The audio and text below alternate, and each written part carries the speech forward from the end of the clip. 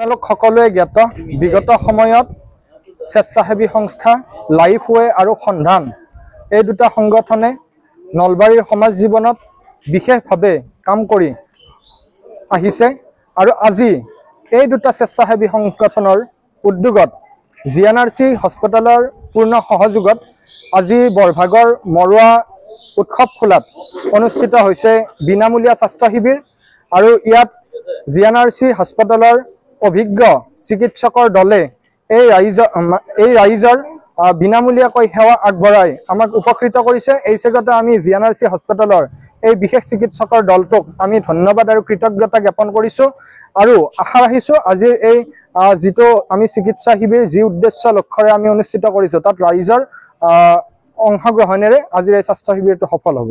অতিথি হিচাপে উপস্থিত আছিল আমাৰ মাজত আমাৰ সকলোৰে শ্ৰদ্ধাৰ বৃন্দাবন থিয়েটাৰৰ সন্মানীয় প্ৰযোজক বংকিম ৰায় মেধি ডাঙৰীয়া, লগতে আমাৰ নলবাৰীৰ সমাজ জীৱনৰ বিশেষভাৱে সাহিত্য চৰ্চাৰ লগত জড়িত গিৰীন্দ্ৰ দাস ডাঙৰীয়া আৰু কেইবাগৰাকী বিশিষ্ট ব্যক্তি আৰু তাতে অংশগ্ৰহণ কৰিছিল জিএনআৰচি হস্পিটেলৰ দুগৰাকীকৈ প্ৰসিদ্ধ চিকিৎসক আৰু বিভিন্ন সমাজকৰ্মী। আৰু ইয়াৰ উপস্থিতিৰে আজিৰ এই যিটো উদ্বোধনী অনুষ্ঠান এই উদ্বোধনী অনুষ্ঠানটো সুন্দৰকৈ সমাপন হয়। মই প্ৰথমে যি দুটা এনজিঅ'য়ে এই অনুষ্ঠানটো অনুষ্ঠিত কৰিছে লাইফৱে আৰু সন্ধান তাৰ উদ্যোক্তাসকলক মই ধন্যবাদ জনাইছোঁ। কাৰণ আমাৰ গাঁও অঞ্চলত যথেষ্ট গৰীব সংখ্যক লোক এতিয়াও আছে যিসকলে চিকিৎসাৰ অভাৱত চিকিৎসা কৰিব পৰা নাই।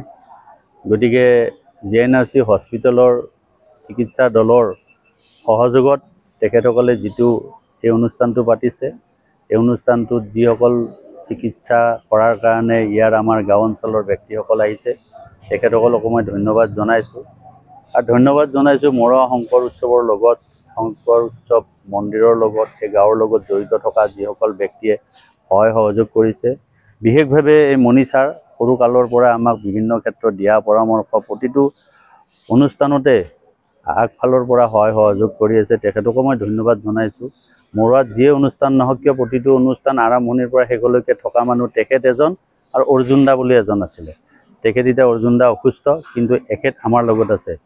গতিকে মৰুৱাত অকল এইটোৱেই নহয়, এনেকুৱা বিভিন্ন উন্নয়নমূলক ৰাইজক সহযোগিতামূলক অনুষ্ঠান হৈ থাকে আৰু যিসকলে ইয়াত অনুষ্ঠান পাতি থাকে তেখেতসকলক ধন্যবাদ জনাইছোঁ। আৰু আমি আগন্তুক দিনত ইয়াত স্কুল কলেজত যিসকল ছাত্ৰ ছাত্ৰীয়ে পঢ়াৰ কিছুমান ক্ষেত্ৰত অসুবিধা পাইছে তেখেতসকলক এটা সুবিধা কৰাৰ কাৰণে আমি এটা ব্যৱস্থা গ্ৰহণ কৰিছোঁ। আৰু আমাৰ এই অঞ্চলত যিবিলাক দুৰাৰোগ্যৰ অৰ্থাৎ কেঞ্চাৰ ৰোগত যিবিলাক ৰোগীয়ে ভুগি আছে চিকিৎসা কৰিব পৰা নাই তেখেতসকলকো এটা সাহায্যৰ ব্যৱস্থা কৰাৰ কাৰণে আমি এটা কাৰ্যসূচী হাতত লৈছোঁ। আমি অহা মাহৰ পৰা এই কাৰ্যসূচীটো আমি আৰম্ভ কৰিম। গতিকে আপোনালোকৰ চেনেলৰ মাধ্যমেৰে মই এই বৰভাগ অঞ্চলৰ সকলো ৰাইজকে মই জ্ঞাতাৰ্থে জনালোঁ। আৰু লগতে মই সুখী হৈছোঁ ইয়াত প্ৰায় আজিৰ পৰা ২৭-২৮ বছৰত এই অঞ্চলতে থাকি সমাজৰ হকে বিভিন্ন প্ৰকাৰে মই সহায় সহযোগিতা কাম কৰি গৈছিলোঁ। কৰ্মসূত্ৰে মই বাহিৰত আছিলোঁ যদিও গাঁওখনৰ লগত বৰভাগ অঞ্চলৰ লগত মই এটা একাত্মভাৱে জড়িত আছিলোঁ। সুখে দুখে প্ৰতিটো মুহূৰ্ততে বানপানী হওক কৰোণা হওক যিটো ক্ষেত্ৰতে নহওক। এতিয়া মই আকৌ নিগাজিকৈ এই অঞ্চললৈকে ঘূৰি আছোঁ ৰাইজৰ হকে আৰু কিবা এটা নতুন উৎসাহ উদ্যমেৰে কৰাৰ কাৰণে।